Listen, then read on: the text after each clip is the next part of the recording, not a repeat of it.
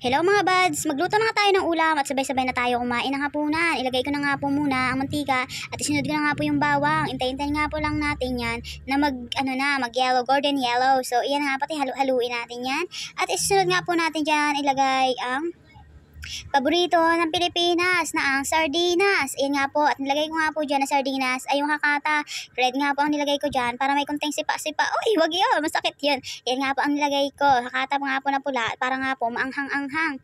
At sunod nga po dyan, ayan nga po at dinurog-durog para nga po ay maglasa talaga yung isda sa ating lulutuin. Ayan nga po at dinurog-durog ko na nga po at nilagyan ko na nga rin po ng asin. At ayan nga po at intayin-tayin nga po natin dyan na yan po ay magkulo. At so, nilagyan ko na nga po yan ng paminta. So, yan nga po. At nilagyan ko na nga po yan ng paminta. At para nga po ay magsarap-sarap nga po. At yan nga po at kumulo na. At sunod nga po natin ilagay dyan yung repolyo. Yan nga po yung aming lulutuin. Repolyo na may sardinas. Ang ulam po namin ngayong hapunan. So, yan nga po. At nilalagay ko na nga po yung repolyo. At intayin nga po natin yan na magkulo yung repolyo. At sumunod nga po ay yan ay luto na nga rin po yan.